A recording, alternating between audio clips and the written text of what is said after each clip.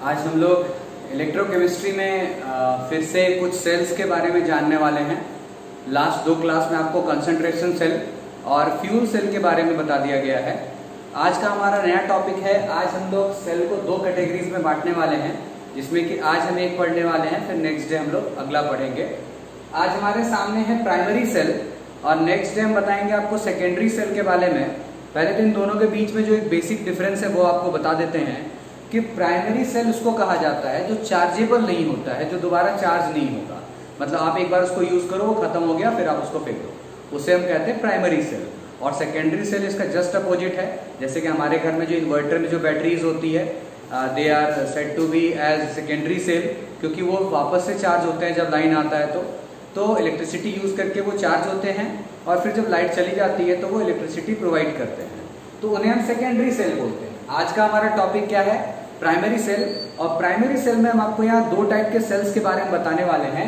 एक है हमारा ड्राई सेल या लेग्रांज सेल भी बोलते हैं उसको हम लोग, और दूसरा है हमारा मरकरी सेल।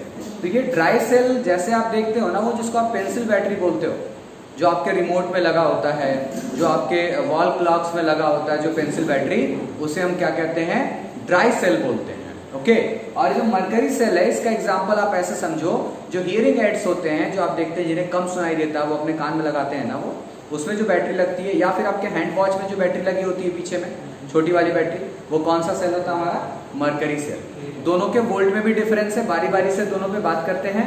चलिए पहले बात करते हैं ड्राई सेल के बारे में, और सबसे इंपॉर्टेंट पार्ट होगा इसका रिएक्शंस लिखना और क्या क्या चीजें इसके अंदर है वो बताना। ओके, चलिए सबसे पहले हम आपको जो जो इंपॉर्टेंट पंचेस है वो बता रहे हैं आपको, कि आप देखो इसका शेप कैसा रहता है। ये तो आपको आपने देखा होगा ना,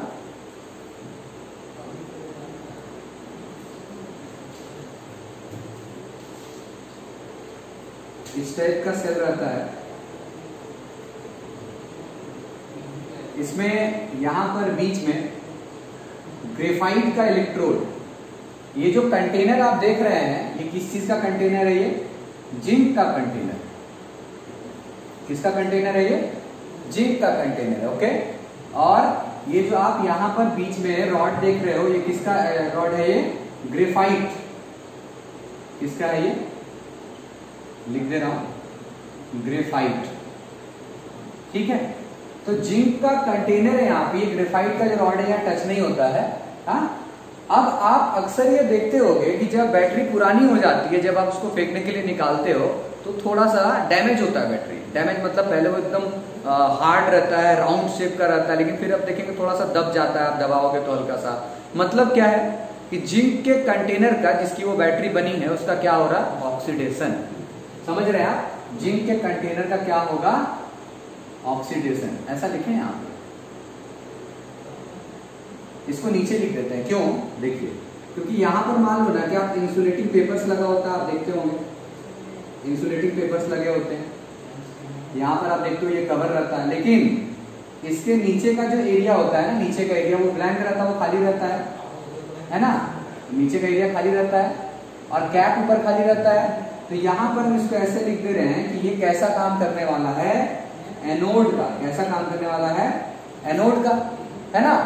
एनोड का काम कौन करेगा? जिंक कंटेनर, क्योंकि इसका क्या होने वाला है?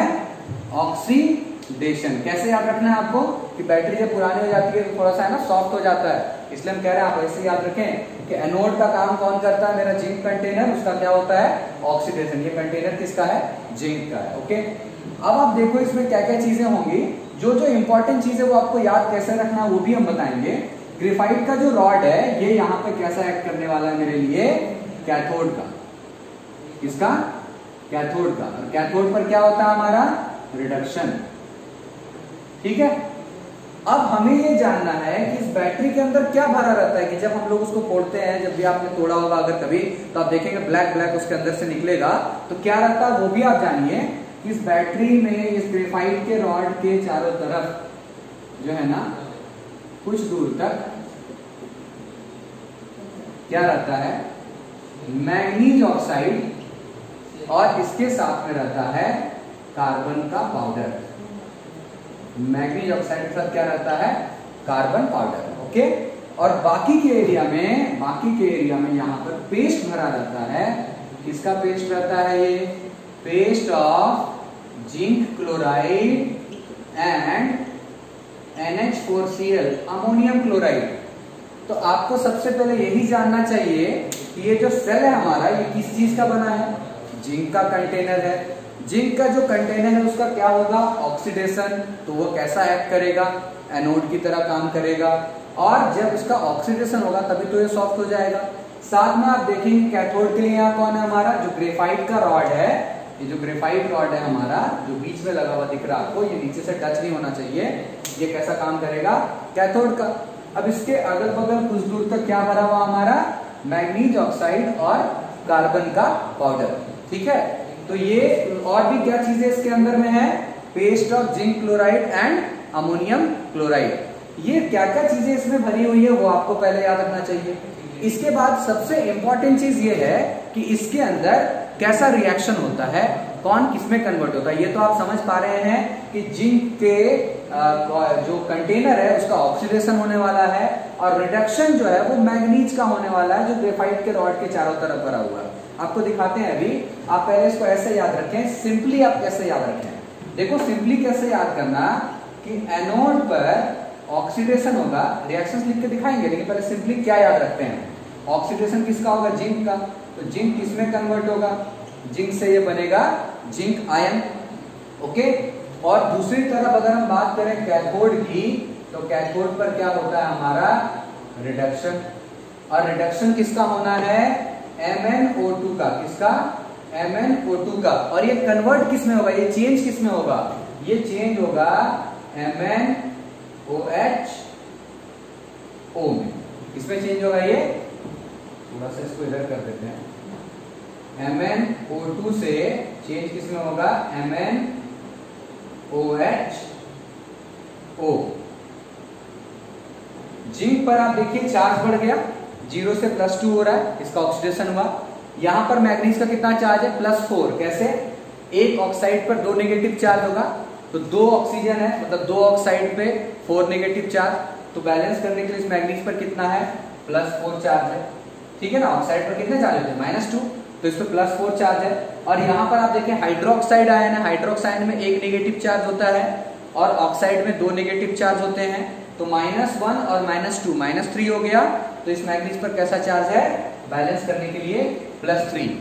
तो +4 से +3 हो जाता है, ये आपको याद रखना है। मैग्नीज क्या हो जाता है? +4 से +3 हो जाता है। ठीक है, तो आप समझ पा रहे हैं यहाँ पे क्या रिएक्शंस अब हम लोग देखेंगे। लेकिन ड्राई सेल किसका बना होता है? अब आप उसके बाद अगर आप सोचोगे कि हम इसके साथ में एक वायर लगा दें, नीचे वाले हिस्से से वायर लगा दें, यहाँ में एक बल्ब लगा दें, तो ये बल्ब जलने लगता है, आपने देखा हो, है ना? ये पॉजिटिव पोल का काम करता है और ये नेगेटिव पोल का काम करता है। आपने गैल्वेनिक सेल मतलब इलेक्ट्रोकेमिकल सेल में भी ये पढ़ा था ना कि जिधर कैथोड है उधर पॉजिटिव चार्ज था और जिधर एनोड था उधर नेगेटिव चार्ज था। तो जो भी इलेक्ट्रिसिटी प्रोवाइड कर रहा है वो तो इस तरीके से काम करेगा कि आप एक वायर यहाँ टच करवाओ, एक वायर आप इसमें कंटेनर में टच करवाओ, उसके बाद बल्ब को जलाओ तो बल्ब जलता था ना, याद होगा आपको। तो यही है हमारा सेल का स्ट्रक्चर और सबसे इंपॉर्टेंट कि इसके अंदर क्या क्या चीजें होती हैं। और इसके बाद एग्जाम में जो मोस्ट इंपॉर्टेंट चीजें होती हैं, ये तो आप एक बार समझ लो, आपको याद हो जाएगा कि क्या क्या चीजें हैं। और एनोड पर क्या हो रहा है, कैथोड पर क्या हो रहा है, किसका ऑक्सीडेशन किसका रिडक्शन हो रहा है, वो भी हमने देख लिया। अब बारी है रिएक्शंस की, हम आपको रिएक्शंस लिख करके दिखाते हैं। चलिए पहले आप इसको थोड़ा नोट डाउन कीजिए।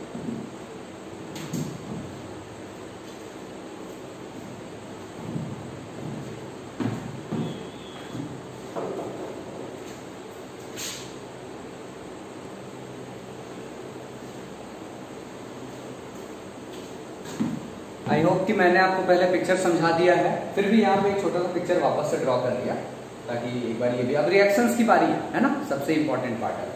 क्या क्या हो रहा था इसमें? जिंक कंटेनर का ऑक्सीडेशन हो रहा था और यहाँ पर क्या होगा? रिडक्शन होगा और जिंक कंटेनर का हमारा क्या होगा? ऑक्सीडेशन होगा। तो इस सेल के अंदर एनोड की तरह काम कौन करेगा? Zinc container. कैथोड की तरह कौन करेगा? हमारा ग्रेफाइट का रॉड। चलिए फटाफट देखते हैं। और आपको जैसा कि बताया ना कि क्या होने वाला है, जिंक से बनेगा जिंक आयन, है ना, इस पर एनोड पर ऑक्सीडेशन होगा और कैथोड पर रिडक्शन होकर क्या बनेगा वो भी आपको बताया है, MnO2 से क्या बनने वाला है, MnOH। और यहां आपको बताया कि एक ऑक्साइड पर 2 नेगेटिव चार्ज, तो 2 ऑक्साइड पे 4 नेगेटिव चार्ज, बैलेंस करने के लिए मैग्नीज कितने वाला है, +4 वाला। एक हाइड्रोक्साइड आयन पे 1 नेगेटिव, एक ऑक्साइड पे 2 नेगेटिव, तो हो गए टोटल -3। बैलेंस करने के लिए चार्ज कितना, +3। तो आप देखो इसका रिडक्शन हो रहा है, इसका ऑक्सीडेशन हो रहा है। रिएक्शंस लिखे एट एनोड। कैसे कैसे लिखना, स्टेप वाइज देखना कि जिंक जो है वो इलेक्ट्रॉन लूज करके किसमें कन्वर्ट हो गया, जिंक आयन में। जिंक का ऑक्सीडेशन हो गया, जिंक आयन बन गया, 2 इलेक्ट्रॉन्स ने लूज किए। अब आप कैथोड वाला थोड़ा ध्यान से देखना, कैथोड वाला यहां पर ऑक्सीडेशन और यहां पर रिडक्शन। अब देखो आप MnO2 है आपका, और आप ये जान रहे हो भाई बनाना क्या है इससे, MnOHO, यही बनेगा ना, ठीक है। अब आप जरा ध्यान से देखिए इस दोनों, फिर आपको समझ में आएगा, क्योंकि जो रिएक्शंस है ना उसको किस तरीके से याद रखें वो आपको बता रहे हैं कि MnO2 है, यहां पर MnO2 नजर आ रहा है, 2 ऑक्सीजन नजर आ रहा है, लेकिन एक हाइड्रोजन भी दिख रहा है। अब ये हाइड्रोजन तो यहाँ है नहीं, तो वो कहां से आएगा, इसलिए यहां पर जो अमोनियम क्लोराइड है हमारा NH4Cl, यही से हमें मिलेगा NH4+, है ना। NH4+ यहां से यूज होगा, तो हम यहाँ पे लिख रहे हैं, आपके पास देखिए NH4+ लिखा हमने। किस लिए लिखा हमने, क्योंकि हाइड्रोजन हमें यहां से मिलेगा, क्योंकि यहाँ हाइड्रोजन की जरूरत है। NH4+ मिला, ओके।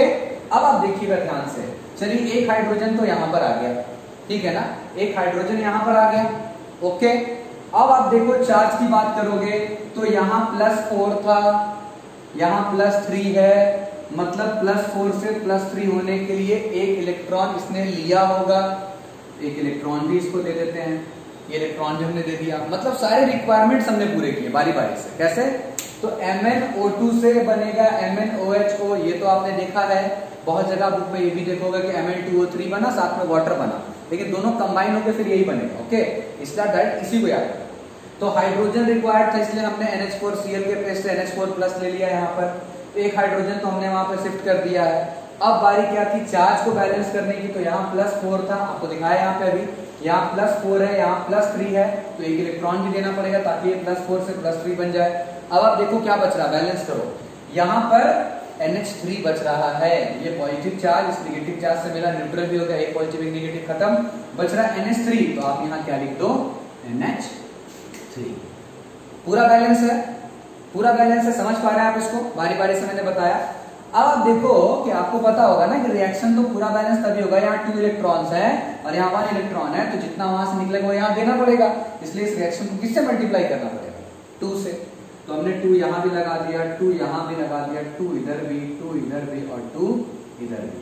अब हम दोनों रिएक्शंस को ऐड कर देते हैं, ये वाला इसको कैंसिल कर देगा, क्या बचेगा हमारे पास, देखो Zn plus twice NH4 plus twice of MnO2, और इधर क्या बच रहा हमारे पास, Zn plus 2 plus twice of MnOH O, और प्लस में क्या बच रहा है, ट्वाइस ऑफ NH3। ये हमारा हो गया ओवरऑल, क्या हो गया, ओवरऑल रिएक्शन, ठीक है। अब आपको यहाँ एक इंपॉर्टेंट चीज बताना चाहता है, आई होप कि आपको रिएक्शन समझ में आए होंगे कि हमने कैसे कैसे लिखा। आप देख लो कि जिंक से आपको बताया यहाँ पर भी कि ऑक्सीडेशन हो रहा है, जिंक कंटेनर का रिडक्शन हो रहा है, मैग्नीज का, +4 से +3 बन रहा है। पहले हमने MnO2 लिखा था और हमने इसको लिख रखा था, ये दोनों को लिख रखा, फिर देखा हाइड्रोजन की जरूरत है, कहां से ले लिया हमने, NH4+ से उठा लिया हाइड्रोजन, उसके बाद +4 से +3 करना था, हमने एक इलेक्ट्रॉन ऐड किया था, फिर जो बच गया NH3 वो हमने यहाँ पे लिख दिया था। फिर हमने देखा कि यहाँ 2 इलेक्ट्रॉन्स हैं, तो उसे बैलेंस करने के लिए हमने 2 से पूरे रिएक्शन को मल्टीप्लाई कर दिया और ऐड कर दिया। अब एक लास्ट चीज यहाँ पर आप देखो कि यहाँ अमोनिया गैस बन रहा है, और अमोनिया गैस अगर कंटिन्यूअसली इस कंटेनर के अंदर बनता रहेगा ना, तो कुछ देर के बाद ये कंटेनर ब्लास्ट कर जाएगा। लेकिन ऐसा कभी होता नहीं, घर पे आप बैटरी यूज कर रहे हो और बैटरी ब्लास्ट हो गया, क्योंकि ये रिएक्शन चल रहा है। जब ये रिएक्शन, जब जिंक का ऑक्सीडेशन कंप्लीट हो जाता है, तो फिर ये बैटरी आपका यूजलेस हो जाता है, आप उसको फेंक देते हो निकाल के। तो ये जो अमोनिया गैस बन रहा है, ये किस तरीके से अंदर बैलेंस हो रहा है वो भी आपको बता देते हैं।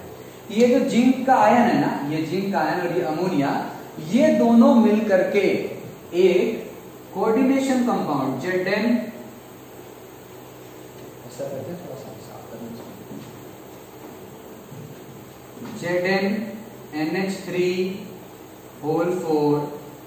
और चार्ज यहां पर है 2+। कैसा चार्ज है? 2+। ये जो कंपाउंड है ना, ये है कोऑर्डिनेशन कंपाउंड। क्या है ये? Coordination compound. और ये एक्वस फेज में होता है, मतलब ये सॉल्युबल होता है, ठीक है।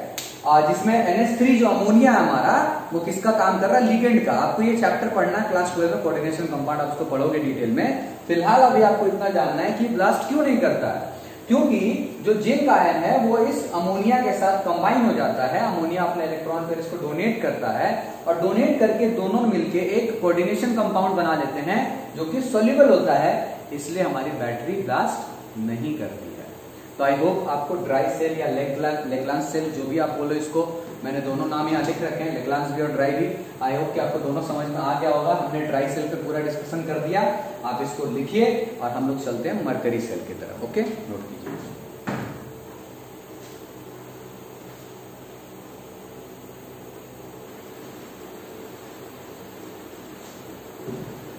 चलिए, ड्राई सेल तो हो गया हमारा, अब चलते हैं मरकरी सेल की तरफ। मरकरी सेल बेसिकली वो बटन शेप वाला जो सेल आता है ना, जो आप हियरिंग एड्स में देखते हो यूज करते हुए, यहाँ लिख देते हैं एक बार, मरकरी सेल किसमें यूज करते हो? जैसे वोल्ट की बात भी कर लो अगर, तो ये 1.5 वोल्ट का इसका रहता है, और ये थोड़ा कम रहता है 1.35 वोल्ट का। और ये कहां पर यूज होते हैं? आप जैसे हियरिंग एड्स की बात करते हो, वहां पर यूज हो जाता है। जो कान में आप देखते हो ना, सुनने वाला लगाते हैं, वहां पे बैटरी यूज, वॉचेस के अंदर यूज हो जाता है, हैंड वॉच के अंदर, पेस मेकर्स जो होते हैं जो लगते हैं, उसके अंदर ये बैटरी यूज हो जाती है। तो ये हमारा मरकरी सेल है। मरकरी सेल के अंदर में भी क्या क्या चीजें याद रखती है वो देखो, किसका ऑक्सीडेशन होता है, किसका रिडक्शन होता है, वो हम लोगों को समझना है। मरकरी सेल इसलिए इसका नाम है क्योंकि यहाँ पर जो ऑक्सीडेशन होगा वो किसका होगा? Zinc amalgam. किसका होगा?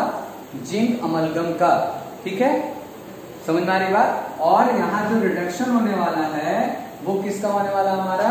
HgO, मतलब मरकरी का ऑक्साइड है, मरकरी का ऑक्साइड है। ओके, अब आप देखो यहाँ पे ध्यान से, ये आपको समझना बस क्या क्या चीज है वो आप क्लियर कर लो कि यहाँ पर मरकरी ऑक्साइड के साथ कार्बन का पाउडर रहता है, और इसके अंदर दो चीजें वहां पर और प्रेजेंट रहेंगी कि आपके पास जिंक ऑक्साइड है ना, जिंक ऑक्साइड, और साथ में KOH, जो कि किस तरह काम करने वाला है?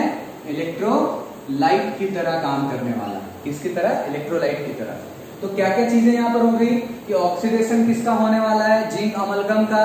और रिडक्शन किसका होने वाला है? HgO में Hg का रिडक्शन होने वाला, मरकरी का। साथ में कौन होगा? कार्बन पाउडर प्रेजेंट है। और अंदर क्या प्रेजेंट रहता है इसके अंदर? जिंक ऑक्साइड और KOH। कैसा एक्ट करेगा ये? इलेक्ट्रोलाइट की तरह काम करेगा। अब आपको बताते हैं रिएक्शंस के बारे में कि एट एनोड क्या रिएक्शन होगा। कि ये जो जिंक अमलगम है ना, जिंक अमलगम, आप देखो, आप कहते हो इलेक्ट्रॉन लूज करना, ठीक है, तो इलेक्ट्रॉन लूज करना या फिर ऑक्सीजन का अटैच होना, ये भी क्या कहलाता है? ये भी कहलाता है ऑक्सीडेशन। तो हम यहाँ पर क्या कह रहे हैं कि जिंक Hg से ये बनेगा जिंक ऑक्साइड। जिंक अमलगम से क्या बनेगा? जिंक ऑक्साइड बन रहा है, ठीक है। अब आप देखोगे यहाँ पर, और ऑक्सीजन ऐड हो गया यहाँ पर, है ना। यहाँ पर आपको एक चीज देखना चाहिए कि ये जो प्रोसेस यहाँ पे नजर आ रहा है, यहाँ पर कहीं ऑक्सीजन तो नहीं, यहाँ कहीं ऑक्सीजन तो नहीं है। तो ऑक्सीजन नहीं है तो ऑक्सीजन कहाँ से आएगा? तो इसलिए यहाँ पर आप KOH को देख रहे हो।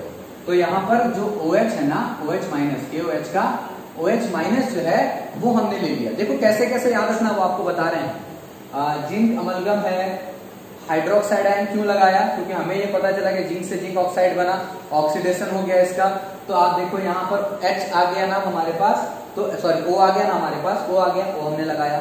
लेकिन अब क्या है ना कि एक H फिर करेगा क्या, इसलिए हम यहाँ पे क्या कर देते हैं, इस हाइड्रोक्साइड आयन को कितनी बार लिख देते हैं? 2 टाइम्स। फायदा क्या है? एक ऑक्सीजन बच रहा है, 2 हाइड्रोजन बच रहा है, 2 हाइड्रोजन 1 ऑक्सीजन मिलकर सबसे कॉमन चीज क्या जानते हो आप?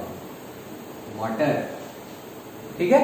उसके बाद 2 इलेक्ट्रॉन्स भी रिलीज हो रहे ताकि चार्ज भी बैलेंस कर दो। आप क्या कर दिया हमने, 2 इलेक्ट्रॉन्स हमने ऐड कर दिए, इधर भी 2 नेगेटिव चार्ज था, उधर हमने 2 इलेक्ट्रॉन्स लगा दिए। तो क्या क्या हुआ, जिंक अमलगम। अब आप बोलोगे रिएक्शन देखो बैलेंस है कि नहीं, अब सोच रहे ये तो अमलगम तो उधर नहीं आ रहा है, Hg तो नजर नहीं आ रहा, वो लिक्विड फॉर्म में नीचे बैठ गया, ठीक है ना, वो लिक्विड बन जाता है, इसलिए उसको नहीं देखना। बाकी जिंक को देखो आप, बाकी आप यहाँ पे हाइड्रोजन देखो कितने हैं, ऑक्सीजन देखो 2 है, इधर 2 नेगेटिव, उधर भी 2 नेगेटिव, बैलेंस है बिल्कुल। अब क्या होगा, एट कैथोड, कैथोड पर हमारा क्या होगा, यहाँ ऑक्सीडेशन हुआ और यहाँ हमारा क्या होने वाला है, रिडक्शन। रिडक्शन में क्या होगा, कैसे याद रखें, देखो HDO, इसका रिडक्शन होने वाला है, ठीक है। और इंटरेस्टिंग चीज ये देखो आप ध्यान से कि ऑक्साइड है, मतलब 2 नेगेटिव चार्ज इसके ऊपर है, तो ये कितना है, +2 वाला, कितना है, +2 वाला, और ये कन्वर्ट हो जाता है, ये कन्वर्ट हो जाता है किसमें, Hg, लिक्विड फॉर्म में, ये सॉलिड फॉर्म में, इसको आप लिख सकते हो यहाँ पे, जिंक ऑक्साइड का सॉलिड फॉर्म। तो ये जो HgO है, जो मरकरी का ऑक्साइड है, वो किसमें कन्वर्ट हो रहा है, Hg, लिक्विड के अंदर में। अब हमें ये समझना है कि क्या क्या चीज और यहाँ पे लगाना है। देखो आप यहाँ पर +2 है, +2 से 0 बना, इसका मतलब 2 इलेक्ट्रॉन इसको चाहिए, वहां 2 इलेक्ट्रॉन निकला भी है ना, तो हम यहाँ क्या कर देते हैं, 2 इलेक्ट्रॉन्स को ऐड कर देते हैं। 2 इलेक्ट्रॉन्स ऐड करने से काम बनेगा। आप देख रहे हो मैंने गैप छोड़ के रखा, चाहो तो आप 2 इलेक्ट्रॉन नॉर्मली यहाँ भी लिख सकते हो, कोई दिक्कत की बात नहीं है, ठीक है। अब आपको यहाँ पर देखना क्या है कि अभी यहाँ पर HgO है, यहाँ Hg है, तो अभी हमारा नेक्स्ट क्या होने वाला है, ये O का क्या करेंगे, O का क्या करेंगे, तो हम बताते हैं आपको O का क्या करेंगे। बस आप उस वाटर को जो वहां निकला था ना, वाटर को यहाँ पे लेके आओ, ये निकला था ना वाटर वाला, हमने वाटर निकला था ना वहां पे, ऐसे लिखते हैं थोड़ा ठीक से एक बार, इसका मतलब जो वहां से निकला वो हमें यहाँ यूज कर लेना है पूरा। तो वाटर हमने लिखा, अब आप देखो, आप बैलेंस कर सकते हो काम को, यहाँ पर O है एक बार, यहाँ पर O है एक बार, 2 ऑक्सीजन हो गए, 2 हाइड्रोजन भी हो गए, दोनों ऑक्सीजन दोनों हाइड्रोजन मिला करके आप क्या कर दो, 2 hydroxide ions, 2 hydroxide ions, 2 times O भी है, 2 टाइम्स H भी है, 2 हाइड्रोक्साइड आयंस हो गए, पूरा बैलेंस, पूरा बैलेंस, Hg भी balance, oxygen balance, hydrogen balance, charge भी बैलेंस। 2 इलेक्ट्रॉन्स आपने ऐड किए थे, 2 नेगेटिव उधर लाना था, अब इनको ऐड कर, क्या हो जाएगा, ये 2 इलेक्ट्रॉन्स कैंसिल, ये वाटर से वाटर कैंसिल, ये 2 हाइड्रोक्साइड से 2 हाइड्रोक्साइड कैंसिल, क्या बचा, zinc amalgam plus HgO, mercury का ऑक्साइड, इधर क्या हमारा मरकरी है लिक्विड फॉर्म में, और क्या हमारा Zn। आप देखो यहाँ पे ध्यान से, अब एक बार अच्छे से देखो, आप देखो यहाँ पे, यहाँ पर जो हमारा जिंक है, वहां पर भी देखो जिंक है, ये ऑक्सीजन, वहां पे ऑक्सीजन, ये मरकरी हमारा लिक्विड फॉर्म में हुआ, और ये मरकरी कहाँ पे, लिक्विड फॉर्म में कहाँ बैठ गया, नीचे बैठ गया। तो आप समझ पा रहे हैं यहाँ पे क्या क्या हुआ, ये है हमारा मरकरी सेल, वोल्ट 1.35 कहाँ यूज होता है, वो भी आपसे ऑब्जेक्टिव में पूछा जा सकता है, हियरिंग एड्स में किसका यूज होता है, पेस मेकर के अंदर, पेस मेकर भी उसके अंदर भी इसका यूज होता है, यूजेस, इसका यूज तो आपको पता है ना, वॉल क्लॉक के अंदर होता है उसका यूज, रिमोट के अंदर होता है उसका यूज, है ना। तो ये है हमारा मरकरी सेल का डिटेल कि ऑक्सीडेशन किसका, रिडक्शन किसका, ऑक्सीडेशन होगा तो वो किसमें कन्वर्ट हो रहा है, यहाँ हमने कहा कि addition of oxygen is also known as oxidation, तो ऑक्सीजन हमने ऐड कर दिया। फिर देखा यहाँ पे कि मरकरी तो लिक्विड बन के बैठ गया, फिर हम देख रहे थे कि यहाँ पर ऑक्सीजन चाहिए था, उसके लिए हमने हाइड्रोक्साइड आयन लगाया, कहाँ से लगाया, KOH से लगाया, तो हाइड्रोक्साइड आयन में फिर हमारा एक ऑक्सीजन तो यूज हो गया, लेकिन 2 हाइड्रोजन एक ऑक्सीजन बचा था, उससे हमने वाटर बना लिया और 2 इलेक्ट्रॉन्स उधर ऐड कर दिया, ऑक्सीडेशन हुआ है। उसके बाद हमने ये पूरा ही उठा करके HgO के साथ यूज कर लिया, आप इसको ऐसे याद रख सकते हो। Hg का क्या हो गया, वो लिक्विड फॉर्म में कन्वर्ट हो गया। उसके बाद देखो आप वाटर है, यहाँ पर वाटर जो है 2 हाइड्रोक्साइड आयन में कन्वर्ट हुआ, क्योंकि ये ऑक्सीजन भी उसके साथ कंबाइन हो गया। ये हमारा ओवरऑल रिएक्शन। तो एग्जाम में सबसे इंपॉर्टेंट होता है कि आप ओवरऑल रिएक्शंस को ठीक से लिखो। एग्जाम में आ सकता है कि write down the reactions on cathode and anode on in a mercury cell. तो आपको सिर्फ रिएक्शंस भी लिखने को पूछा सकता है, या उसका यूज कहाँ पे होता है, या ये भी पूछ सकता है कि इस प्रॉब्लम के अंदर या फिर इस जगह पे हेयरिंग एड्स के अंदर इसमें से कौन से सेल का यूज होता है, तो वहां पे आप बताना। अगले क्लास में हम मिलेंगे सेकेंडरी सेल के साथ, जिसके बारे में आपको बताएंगे कि कैसे हमारे इन्वर्टर के अंदर बैटरी चार्ज होती है और जब लाइट चली जाती है तो कैसे वो चार्ज बैटरी हमें कैसा रिएक्शन करता है और इलेक्ट्रिसिटी प्रोवाइड करता है।